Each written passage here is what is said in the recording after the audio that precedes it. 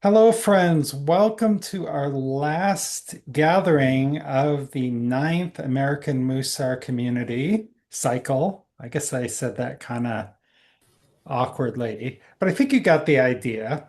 Last week, we began exploring the soul trait of Yirah, and is a Hebrew word that doesn't translate very well, and it can either be fear or awe, but it's kind of fear of the divine, awe of the divine. And last week we're a little bit awe-centric, and this week we'll talk a little bit more about the fear side. And then we'll take off for the summer and we'll come back before the high holidays with some kind of workshop. And after the high holidays, we will begin our 10th Mussar cycle. So now we will begin the way we always do with a short meditation. So I invite you to close your eyes and take in a deep breath through the nose and hold, and exhale through the mouth and hold, and inhale through the nose and hold, and exhale through the mouth and hold. And as you go at your own pace of inhaling through the nose and holding, and exhaling through the mouth and holding, if thoughts should come into your head, just observe them and let them go, like watching a car move by on the road. Now is not the time for solving problems. Right now, all you need to do is inhale through the nose and hold, and exhale through the mouth and hold. And on your next inhale, say to yourself, Shema. And on the exhale, listen. Shema, listen. In Shema, we're listening deeply, without judgment, without offering advice. In Shema, we are listening with an open heart. Shema, listen. And when you're ready, you may open your eyes.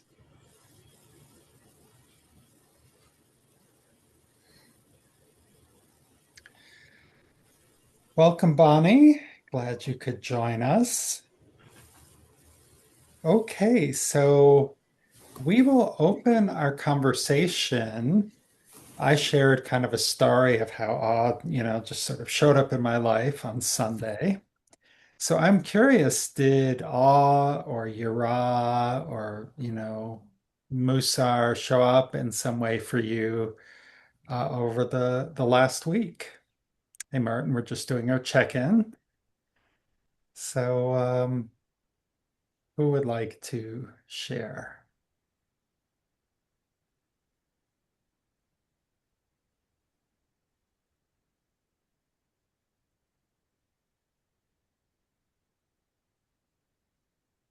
Mm.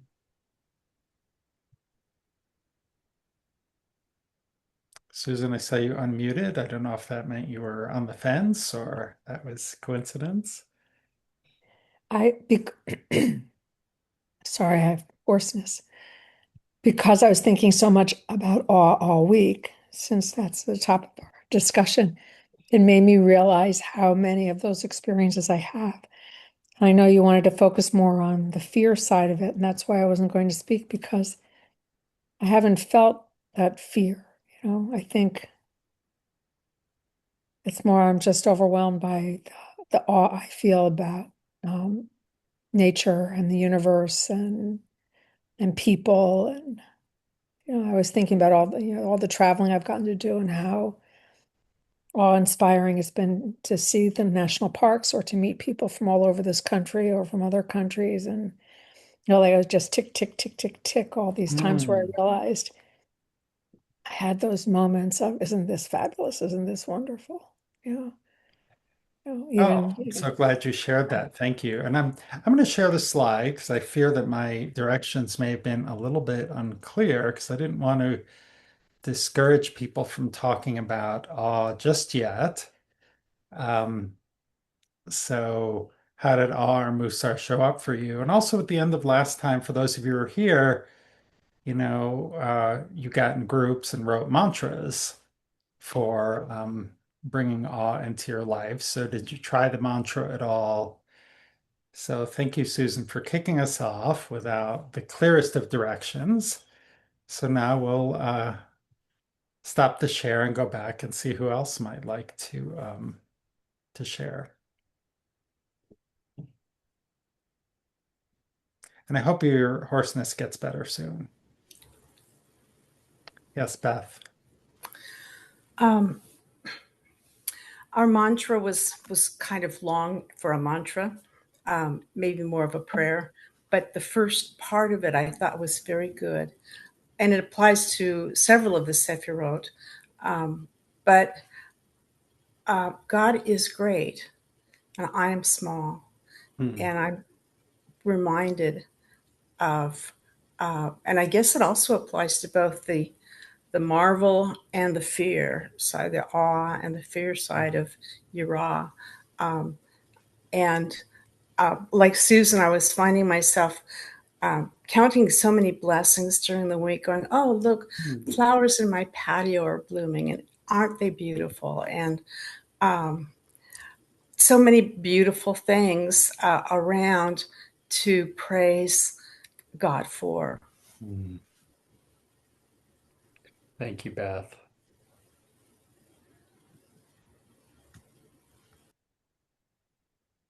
Anyone else have an experience with the universe or nature or some way that Musar has shown up in your world? And if not, we can continue to go a little deeper.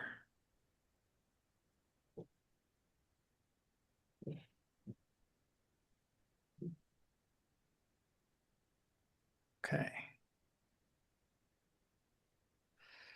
So, as we read this last week, since there's a number of people who weren't here last week, could someone please unmute and read these four bullets?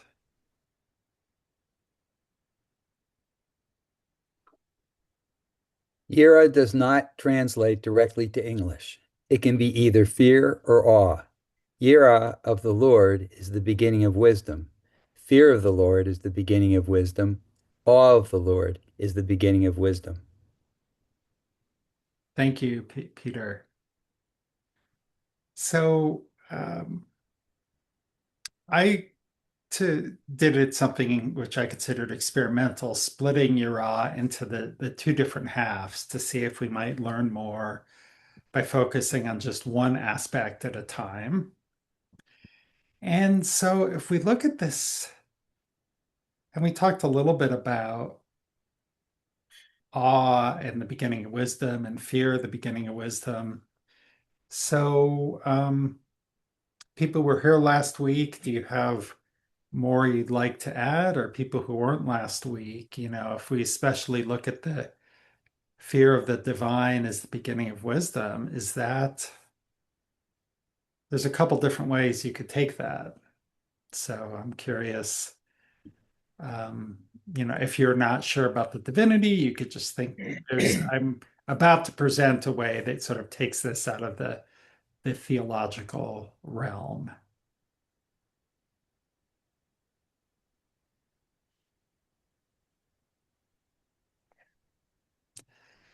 A lot of the very classic Musar literature, I'm not a fan of how they handle this because for them it's very reward and punishment and fear of being, nothing is hidden from God. And if you're, not following the mitzvot, that you're gonna receive punishment or bad things are gonna happen. And that's not my theology at all. And so I don't focus on that. Bonnie. So, um, yes, Yira absolutely came into my life today. My oldest daughter turned 53 today, Hmm. and it was an absolute miracle because we were in the middle of going through adoption. When I found out I was pregnant with her, and the doctor had me in my as soon as they found out, lying on my back, writing lesson plans in the air with my teacher's very large plan book and not knowing if I was going to go back into the classroom, but knowing I was doing everything that the doctor said to do. And so she was born at 12:32 Eastern Standard Time, and she turned 53. And when I spoke to her this morning, how did you end up being 53? She said, Mom, how'd you end up being 80? I said, oh no. But it was the beginning. I have four wonderful adult kids, three girls and a boy, and she's my oldest. So Hmm. that was absolute fear, yes. My mother had never said to me that this might hurt. She sort of missed that whole discussion. And I think because she was not awake. She was put out for all three Um, of the, 1943, 1946, 1949. They weren't awake. hmm. So yeah, I didn't know what to expect, Hmm. but it was absolute awe today. Wow. Well, Mazel Tov, thank you so much for sharing that.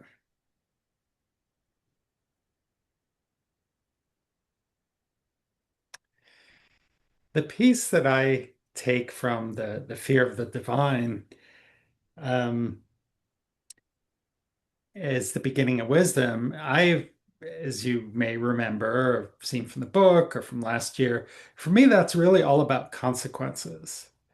It's sort of like the things that I do have consequences. And I don't believe kind of in some people might think of it in a karmic way. But I think just if we generalize it into the world, our actions have consequences. And that doesn't mean we're going to be punished, but it does mean that, when we do something, it has an impact on the world. So let me pause here. Is that the beginning of wisdom?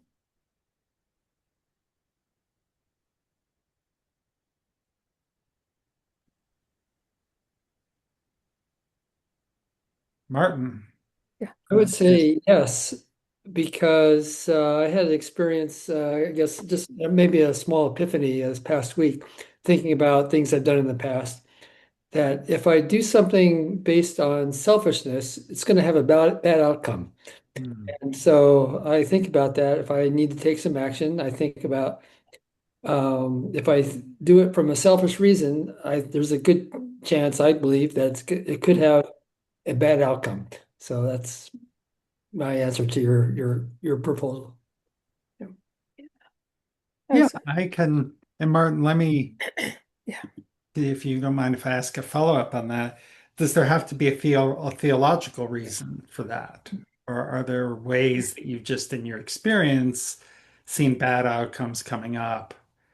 I've never thought about it being a theological experience. It's just if there's a bad outcome, then it affects me personally. So, okay. Yeah, yeah. I guess yeah, no, that makes sense. I mean, I'm just thinking like sometimes if I'm doing something which is supposedly for someone else, but it's really for a selfish reason, people have seen through that and they've called me on it Yeah, and yeah, yeah. it hasn't gone well. So, Susan had her hand up first, and then we'll go to Dell. Dell can go first because I spoke before. Okay, Dell, you're up. So, is there a connection between awe, a sense of something that's being beheld as awesome, and reverence? Not necessarily a fear of consequences, but a reverence of that uh, of that awesome presence. So not so much fear, but I guess a recognition of something greater, uh, and uh, and I sort of associate that with the concept of reverence. Yeah, I think that that's very much along the lines. I mean, Yirah, if you don't split them, it's kind of this awe and overwhelm kind of all at the same time. So it's just, you know, yeah. So I think reverence is very appropriate there. Susan. Yeah, I think, I mean, all of us, when you reach a certain age, you start understanding the consequences of your own behavior. But that hasn't always felt like that's not about God for me, that I'm afraid of punishment by God. Mhm. This has been great humility practice. There are so many Mhm. times when I say, "Oh, I didn't do that," or that experience of knowing how small we are. Like many, many years ago, gardening for the first time and the seeds sprout. It's like I didn't do that, Mhm. and I think that gets me more in touch with the divine or with, there's just something that's so much bigger than I am. Like I was just listening to a physics lecture, if you can believe it, about dark matter and how it keeps galaxies from spinning apart. I was thinking, I didn't do that. You know, why is that working that way? And isn't it nice that my feet stay planted on planet Earth? And so, yeah, so it's more like that. Humility is more of what I get with Yirah. Mhm. Thank you, Susan. So we'll have Belle and then Shelley and then Wendy and then Peter. And I thought Harry's and then Harry. Yeah. Okay, so Belle. So mine is kind of internal. I just started looking back to when I was a child, not just the instructions or the actions of my parents. It was more of a feeling. When I wasn't saying something nice, I would feel it. It didn't feel good. Mm. And I thought, what is that? And then I realized, oh, that's my little conscience Mm. telling me. I don't know if that's part of, God's wisdom speaking to me as a young person. It's easier, of course, as an adult to intellectualize and say, "Oh, I put my finger in the fire and I got burned, and I'll never do that again," and or that was a mistake. But I'm thinking way, way back when I was really young, how Mm. good it felt to help a classmate. I mean, it was like I would see somebody that needed food, or I would go to somebody's house and I would realize that they really didn't have very much to eat. And I'd go back and tell my parents, it's like I need to bring them something. They're a wonderful family and they need something. And can I bring something, peanut butter, tuna fish, something? And so it was more of a feeling, more of a guidance from I don't from absolutely not from me. It's Mm. something greater than me. So yeah, Thank you that's so it for much for me. sharing that, Belle. Shelley and then Peter and then Harry. Thank you. I wanted to say thank you, Greg, for clarifying how you understood your for fear, for the wisdom, because I think that if you're pausing before a choice, and it's a choice that perhaps you ought not to be doing, but you're still feeling compelled, um, and then in the back of your mind, you're kind of thinking, well, I shouldn't be doing this because, this isn't God's plan. This isn't in the right way of divine. And so I think it does kind of create wisdom when you start actually pausing yourself and saying, no, I've done that in the past. I'm not doing it anymore. So you're actually teaching yourself to be a better Mm. person because of that. And I think maybe fear is the wrong word to have, like, because I think when you hear the word fear, you automatically have a pushback. Mm. And, if there could be a totally different, word, but I also understand where, it's needed as well. So, but I didn't have a story, but thank you. Thanks, Shelley. Harry. Oh, okay. Oh, sorry. I Um, said Peter was next. Then it's going to be yeah. you. So it's Oh, going to that's be you. okay. But no, I was still not sure what the beginning of wisdom means. Fear is the beginning of wisdom, but I think thinking about it in terms of thinking about the consequences Hmm. of your action could be the wisdom that you're talking about. Yeah. Yeah. I mean, I think, we could all go back, well, what is wisdom? And I think it's lessons to help you be a better person or to get along in the world better. And it can be taught by experience, it could be taught by a mentor, a teacher, it could be taught from scripture or books. Um, and so the argument from the Proverbs is making, but until you really understand that your actions have consequences, it doesn't matter what anybody says because um, so that's in my mind why I think it's a good teaching. Um, So does fear make you halt, make you stop and think? Is that how fear works, fear of the Lord? if I think of it as fear of consequences, but yes, even in the fear of the Lord context for like the kind of more traditional Mussar approach, yeah, I could shoplift this candy bar and nobody would catch me, but God would know, and I need to be worried about God's wrath, or I need to be worried about disappointing God, or not living up to my potential. So yes, that would stop you from acting, and it would change your behavior. Okay, so now we're up to Harry. Okay. Well, I had an interesting experience this afternoon. I had lunch with a neighbor who's a retired psychotherapist, and he was mentioning that he's looking for volunteer work in a hospital, and he went to the hospital and he's looking for being a volunteer for people that are dying. Hmm. I said, really? I says, you really want to,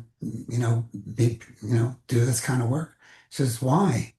He says, it's awesome to being a witness, to Hmm. being with someone in the last stage of life Hmm. and to listen to them and to be there for them. And I said, wow. Hmm. And I guess you're familiar with that experience. And I never thought of that. And that takes a lot of, I guess, um, wonderful chesed, the ultimate chesed, Yeah, um, to being in that position. But it's also for him an awesome experience, yeah, which I never would have thought of. right. Well, thank you so much for sharing that, Harry. And I think it's particularly hard in American culture where we deny death, where we're all made to feel uncomfortable about death Right. and to fear it To avoid it. and to avoid it. Yes. Yeah. I had a friend who's about my age. It's about 10 years ago, and her parents were still living. And she was just beside herself because she wanted to talk to her parents about end of life planning, and her mother was absolutely adamant, I'm never going to die. And whether she believed that or not, she was absolutely unwilling to engage on it. And that's a tough way to live, to just because you're bound for disappointment, Yeah. it's just it's Have not you ever accepting hear of reality. Woody Allen's old joke about dying?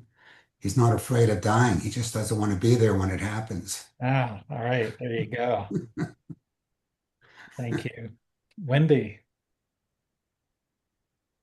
Um, well, I am grateful for fear and I am grateful for awe. And I feel like doubt leads to fear, and then that leads me to turn to the divine. And then I get the knowledge of what to do. Hmm. So I'm really happy with both of those things because fear, like Shelley was saying, stops you, and that can keep you on the path that you're supposed to be on. Thank you. Yeah. This week's Torah portion, it's about Balaam and he's riding a donkey and there's a angel that only the donkey can see and he stops and he's all upset and he's beating the donkey and And but the donkey was trying to tell him that you were not on the right path, and you needed to pause and figure things out. All right, let's go. Let's look at a little couple more teachings here. Wow, we always have so much more that we could cover, but I want to spend a moment on the spectrum of the Yirah fear piece. And the mantra that I wrote and that I like is fear consequences, but not action. And some people get so paralyzed by fear or the fear of what might happen that they won't take any action. And, if we have too much of this fear of consequences, we just become totally risk averse and paralyzed. But, oh, I'm not gonna look for another job, sorry, that's a bad example. I won't go into that. But then, well, you could say, someone's so afraid of like the job market that they just become paralyzed, even though they're not happy in their job. And, the consequence of not looking for a job is continued unhappiness. It's not looking at the full consequences. And the too little fear of consequences, it's like I'm unhappy in my job. I'm just going to quit, even though I have no money in the bank and I have a mortgage to pay every month. That's rash. That's reckless. That's dangerous behavior. And so let's pause here and just have a little check-in and discussion. Does the spectrum kind of give you more perspective on kind of this idea of fear of consequences? Yeah, Martin. Yeah, it's so it seems like my experience is that if I have enough courage, then that could minimize any concern about fear. Hmm. So does courage come up in any of these ideas of fear? Yeah.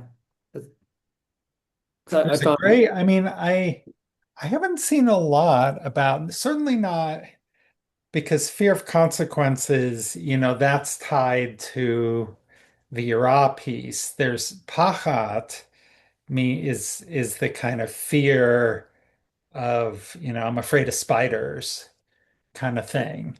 And I haven't studied that, to be honest, so I wouldn't be surprised if courage was a part of that, because to quote a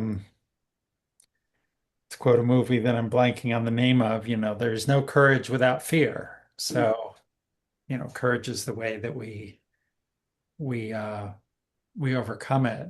yeah, yeah, yeah.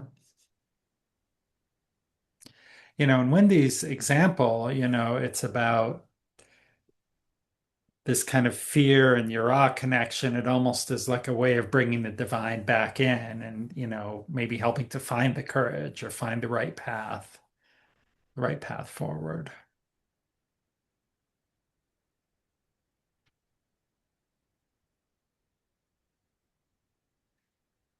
Um, let's take a look at this third bullet. Could someone please unmute and read that? Sure. The prudent person sees trouble ahead and hides, but the naive continue on and suffer the consequences. Great, thank you. I'm going to stop the share and then I will put that in the chat. So Proverbs is where we also saw, Yirah of the divine is the beginning of wisdom. And that's what Proverbs is all about. These little pithy, it's called part of the Jewish wisdom literature because it does give you these pithy pieces of advice for how to live. And so for this one in Proverbs, what is it telling us? Martin, is your hand still up or is that from before? Yes. Yes. Okay. Okay, please. The prudent person doesn't need to hide. Hmm. Why hide? That does, I mean, that would not, prudent person would not need to hide because the prudent person is prudent about this stuff, right?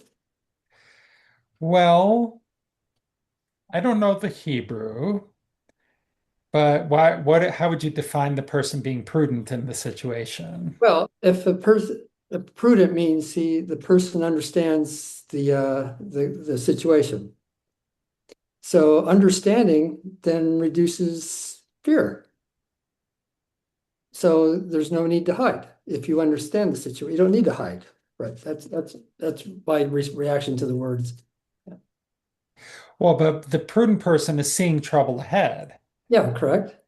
So, Well, and what's the naive person continues on. So I think it's implying the prudent person changes course. yeah, not hiding. Well, I think hiding means just put your head in the sand. That was Yeah. my interpretation of the word hiding. Okay. Yeah, I kind of agree. I mean, I'm after this, I'll go take a look at what the Hebrew is because that is, I think, yeah, hide is kind of a weird word there. The prudent person sees trouble ahead and changes course. Changes course. Exactly. That I agree with. Yeah, yeah. Yeah, but yeah, no, I totally get that. Like why, they just sit with their head in the sand. That's not a prudent way to live either. Dell. So, um, so you mentioned the that concept of parhad, um, which I think I sort of associate with the fear of what is imagined.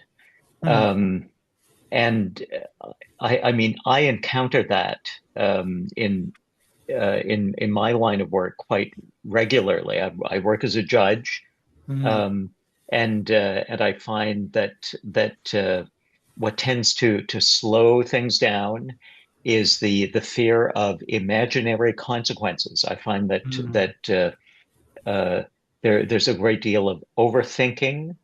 Uh, um, we anticipate barriers or challenges, um, or adversaries that are entirely imagined, Hmm. and it creates obstacles to progress, Hmm. that are entirely imaginary.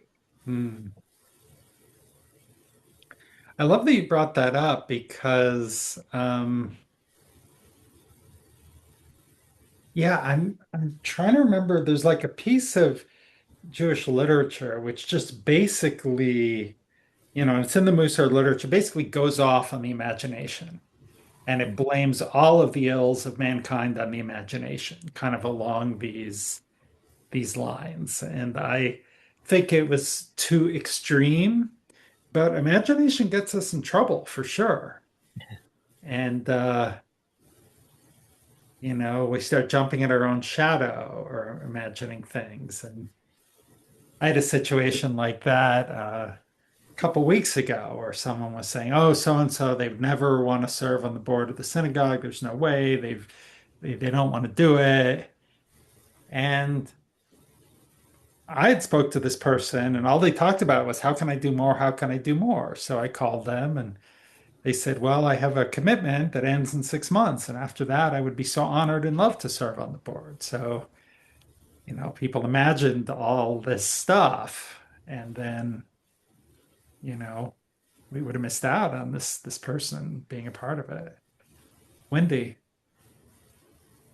That's very good, Greg. That's very good. Thank you. When the word prudent came up, I thought immediately of the Boy Scout Boy Scout motto, be prepared. And then I thought immediately of hiking, backpacking. And being prepared is very important. And I Mm, think a prudent person is going to be prepared. And a naive person is going to just not take a bottle of water, not pack enough food, not get the right kind of shoe. I mean, it goes on and on. yeah. And we have been there with friends who we end up having to practically carry out because they're not Yeah. prepared. They weren't prudent and they were too naive then. And of course, they Mm. didn't really have any fear until, things started to happen. So it's like not going up with the bear can and stuff like that too. It's just, you have to be prepared. And Yeah. that's prudent. I think that's prudent. But to be prepared, I think you still do have to turn to the divine and figure it out. Yeah. Last week, we read a selection about surfing from my friend Rabbi Chel Mendel, and they wrote about this in their thesis. And it was like, an experienced surfer knows to fear the ocean, and they're in awe. You need to be in awe of the power of nature. And when you really understand nature, there does need to be a healthy amount of fear and awe at the same time. Otherwise, you know, could get, yeah. So thank you for bringing that up. Beth. Um, I'm going to go back to the word prudent too. Um, I think the prudent man hides depending on what the trouble is. Mhm. Prudent to me sort of means careful. And if it's a lion coming down the street, hiding is a really good solution.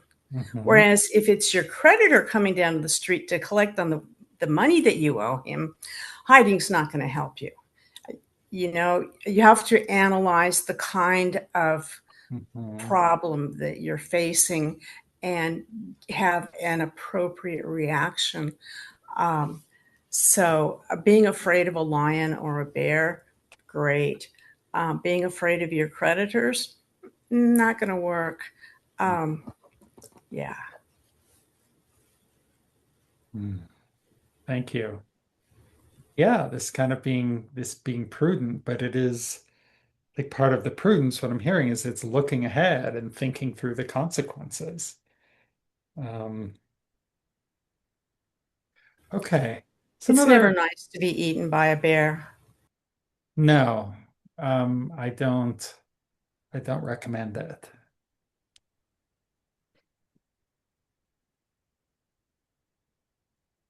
I thought this was kind of an interesting one. We'll spend a couple minutes here and then we'll go into our breakout rooms. So this is from the book Orchat Tzaddikim, or The Ways of the Righteous. Um, so would someone like to, and this anonymous author was writing about, well, here's things we should be afraid of.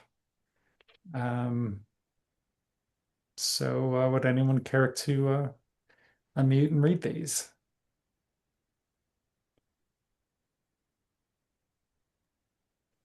One wise in Torah must worry that their deeds are not commensurate with their wisdom. And if they are not wise, they must worry about not having the ability to probe their spiritual curriculum. If they are honored, they must be heedful not to rejoice in that honor. If they are wise and yet despised in the eyes of the world, they should worry that being despised will prevent people from accepting their advice. Thank you, Beth. So I'm going to leave the slide up while we talk about this. And I'm wondering which one kind of resonates with you or which one makes you cringe. It's like, oh, yeah, I fell into that trap at some point. Wendy. I just need to ask a question. I'm Yeah. not sure what the word commensurate means. Can one of you Their lawyers? deeds are not kind of in line with their wisdom. Like someone is a really good writer and they should be an A student, but they keep getting C's on their writing. Their deeds are not commensurate with their talent or their ability.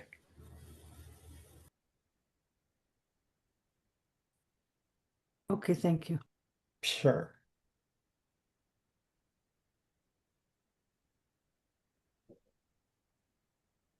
Bonnie.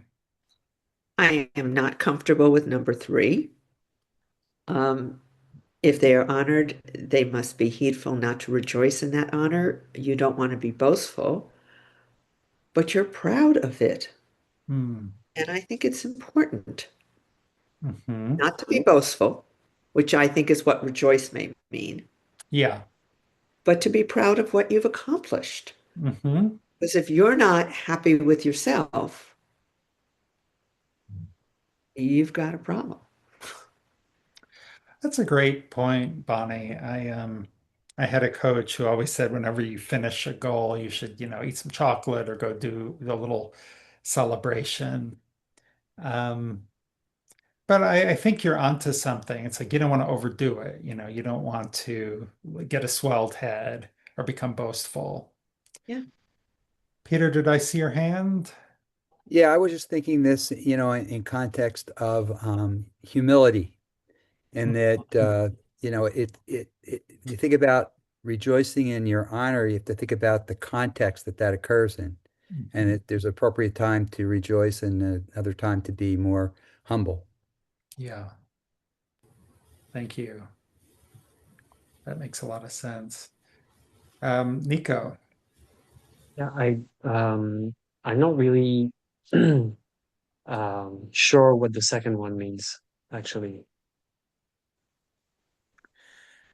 So if they're not wise, they must worry about not having the ability to probe their spiritual curriculum. So, okay, so let's say whatever wisdom means, we know whether we have it or not.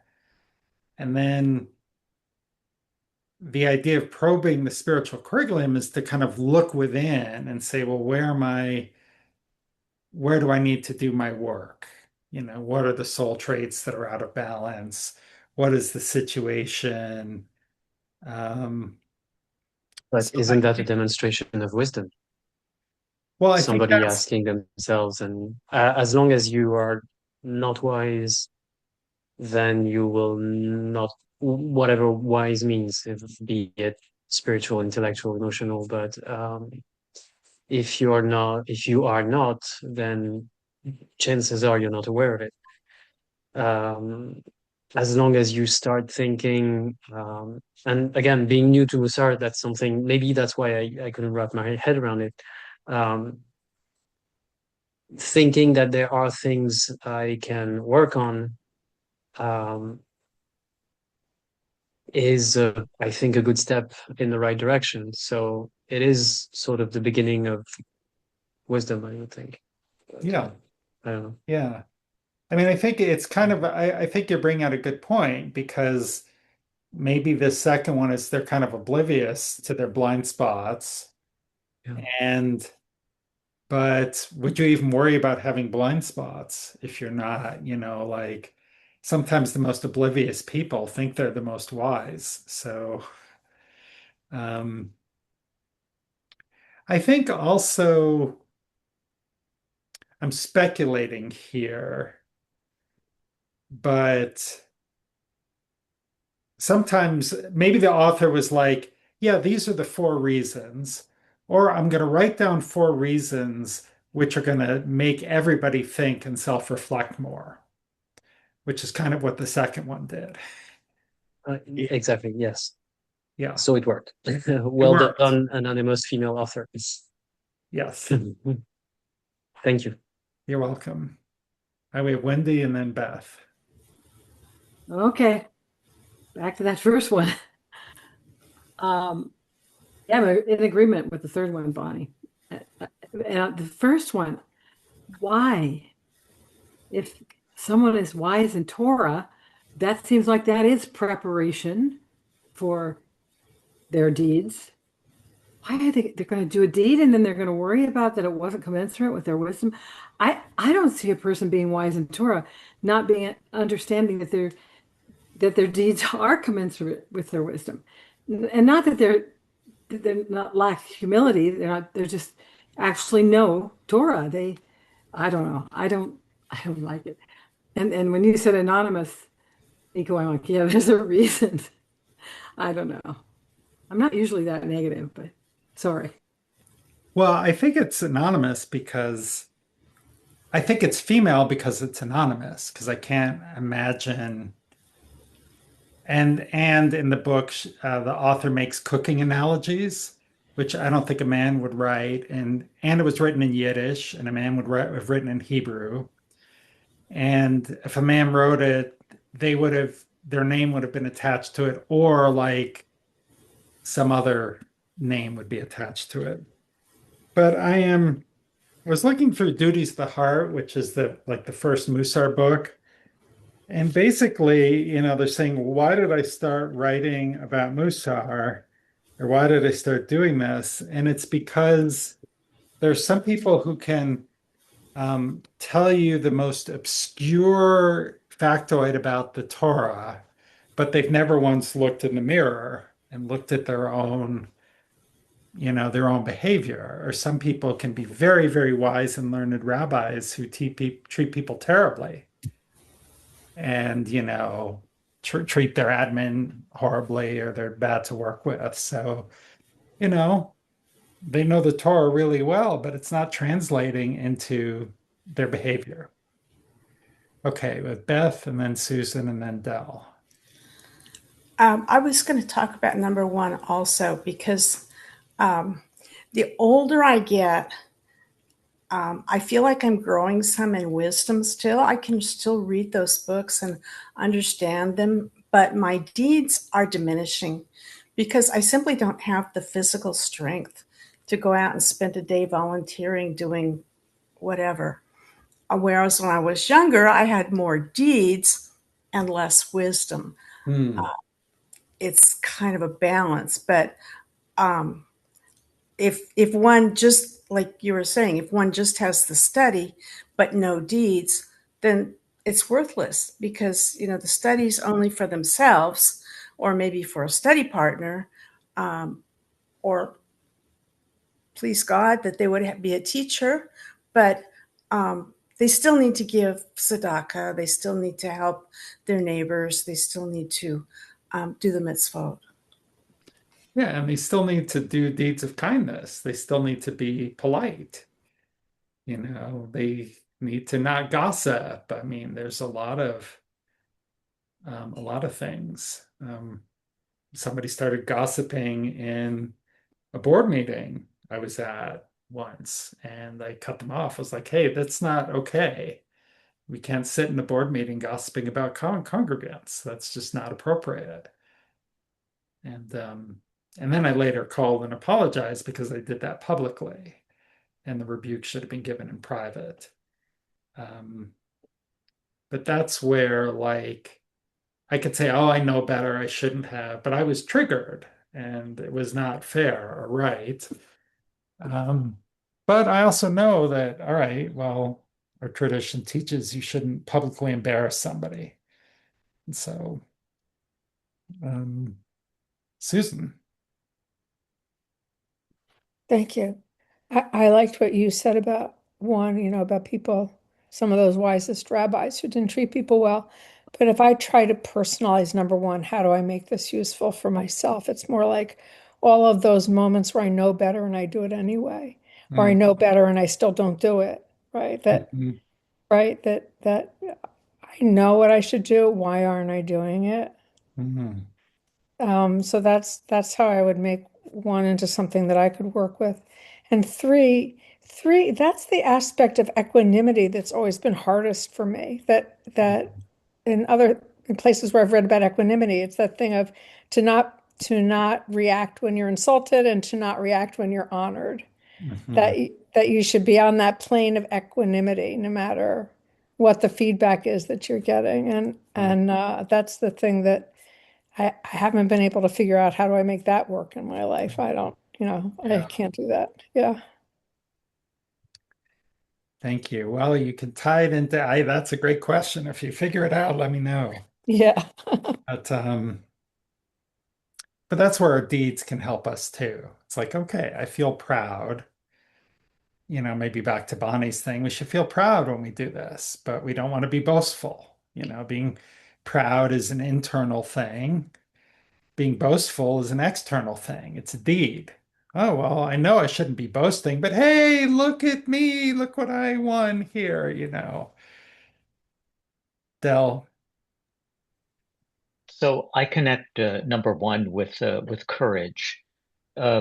So I mean Torah um, uh, establishes a mandate for self self self-interest and humility.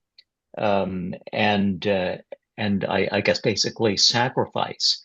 And for the one who worries whether uh, their deeds are not accomplishing that mandate, Mhm. I think the question that's being asked is, am I lacking in courage? Mm. Love that. Thank you, Dell. Bell. I just equate number one in my first reaction was walking the walk and talking the talk. Mhm. And for me, it feels like integrity, being integrated. Mm. These are the things that I've studied. These are the things that I've absorbed. These are the things now that I can show and share and give, rather than just keep it in my head as intellectual knowledge. Yeah. That reminds me, there was someone who was, I mean, for the first 3 or 5 years, I mean, well, we really didn't have this group until 2020, like a big online community. So I would do like year-long Mussar groups, and first 3 years were at my former synagogue. And at the end of the third year, the guy who was in all three, he looked up and he's like, wait, so are we supposed to be like doing this stuff in real life? This isn't just an intellectual discussion. And I was like, you can imagine my internal reaction, although knowing him, it wasn't a complete shock, but it's like, yes, that's right. It's quite a challenge. And he actually had an amazing growth journey because, um, you know, the next year he really changed. And it was wonderful to see. Susan, did you have another comment or was that from before? Okay. I just wanted to share, when I looked at this, number four brought up a lot of painful memories for me. And I've shared before that when I was in corporate, I was extremely arrogant and I was very, very smart. I was very good at what I did. And I didn't care who I pissed off. Someone once described me, Greg gets a lot done, but he leaves a lot of bodies in his wake. And I was just like, well, that's just the way it is. If somebody's too weak to, get on board with the right thing. But it did prevent people from accepting my advice. And people would just resist what I had to say because, it was like half the people loved to work with me, half the people did not and didn't want to be on teams with me. And so it's a painful reminder that, this isn't, for me, this isn't a hypothetical, that I think a lot of people can fall into this trap. And probably many of us have at different points where, um, and learning to slow down. And it's like, it's not about getting to the right answer as quickly as possible. You know, it's coming to understand I may not have the right answer. And even if it is the right answer and everybody hates it, nobody wants to do it, it's actually not the right answer. Um, so that's just a good reminder. And I think I've gotten very practiced at not doing this, but I do always need to be vigilant because, if I get stressed, these kind of behaviors could slip out.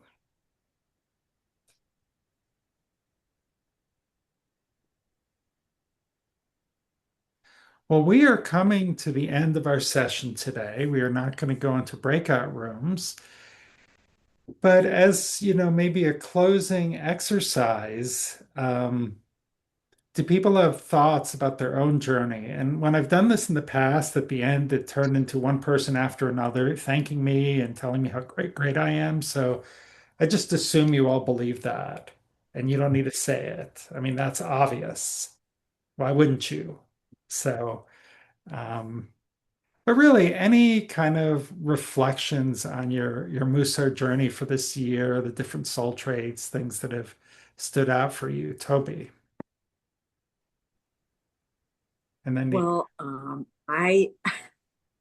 a Mussar facilitator, so I know some things about Mussar. But I'll tell you what, Greg, I use your book at least as much as I use Everyday Holiness when I have private clients and stuff. And I just want to thank you for being you rather than one of the Mussar sages from the 1700s or whatever, because I can relate to what you just said, particularly. I thought I was all that in a bag of chips on cross-examination. My first year as a lawyer, you know. So yeah, I get that. I had whole, and everybody hated me. It was awful. It was really horrible, and I didn't get it. I just didn't. So I really relate to the way you present learning and traveling along the Mussar journey. So thank you. A little bit different thank you, but thank you nonetheless. Thank you, Toby. Bonnie. So I think I've been with you now 5 years since maybe the beginning, maybe the end of the spring of 21. I Mhm. think we were still Yep. in pandemic. Yes. Um, and I try very hard not to miss this futsal, this group, because I learn from so many of you, and I so appreciate it. For me, one of the big Mussar traits, the midah, that I have been working on and working on is humility. I know Harry's going to laugh at this when talking to my adult kids. They are going to be 47, 49, 51, and today was 53. And I've had to really stop before I open that mouth and say, as I mentioned, I think last week, are you asking for my ideas or opinion, or do you want me just to listen? Hmm. I am so grateful. It's the word that I keep coming up with. I am so grateful to you, Rabbi, and to this group for all of these years together and all of our time together. And I look forward to what you're going to do with us before the Chagim. So thank you. Thank you from the bottom of my heart. Thank you, Bonnie. Um, it only takes one mantra to change your life, you know, and it takes a lot of practice and a lot of other supporting muscles to go with it. But yeah, I'm so glad it's had the impact on you that it has. Wendy. Just one second. Um, sorry. Well, I've been here like the same amount of time as Bonnie, I think, maybe a little sooner, I don't know, earlier, but you guys, I didn't talk ever. Like the first whole year, I didn't talk. And I don't know why actually, but I had a lot of enthusiasm. And as you know, that's one of the traits I have to work on. And what I really am grateful for is because I have this practice going on for all these years. I fail all the time. And when I do, I think of you guys. I know that sounds weird, but I know that I can come here and I share it with you and you get it. So that helps me. So thank you for all your help and also for your book, Greg, because all the people that I talk to, they want to do the Musar, and then I get to show them your book, and then they do Musar, and it just changed lives. Hmm. And it's very hard to do the really old sage ones for most people.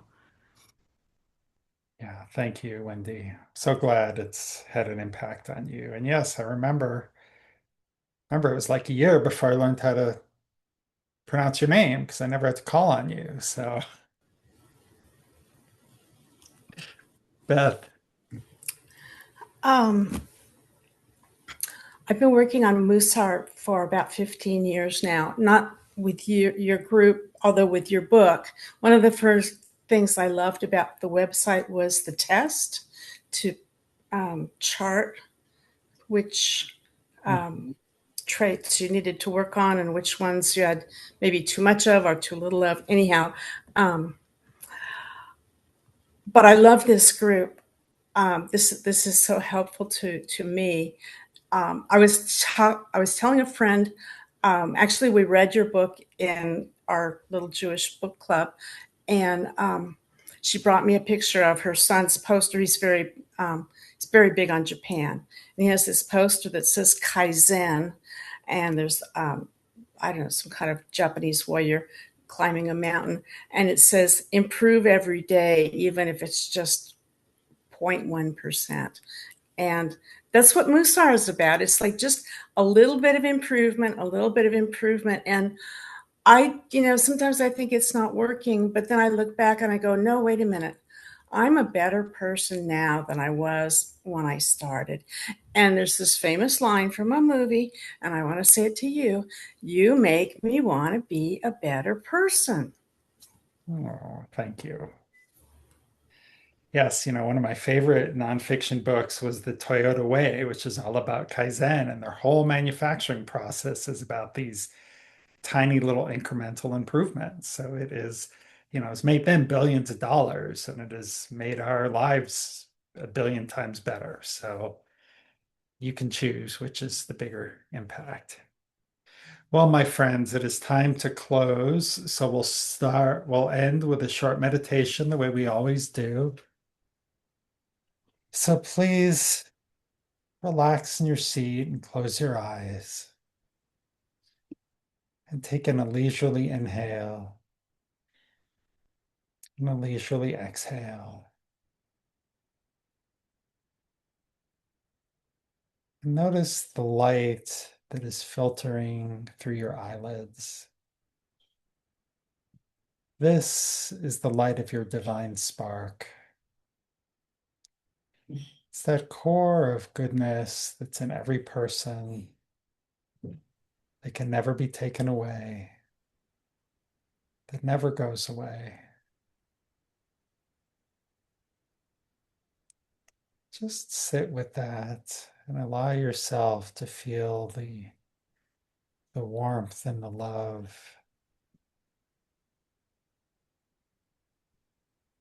And allow that inner light to shine on maybe some old wounds, some old scars. Let that light of acceptance become self-acceptance. Let that light of love become self-love. Just a tiny increment. Just a little bit more.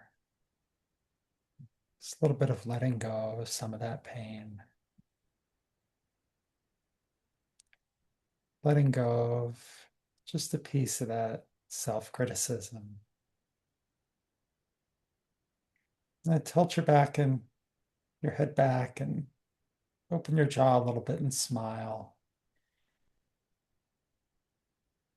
As we end with thoughts of warmth and gratitude and love towards all of the people who've been sharing this journey with us for the last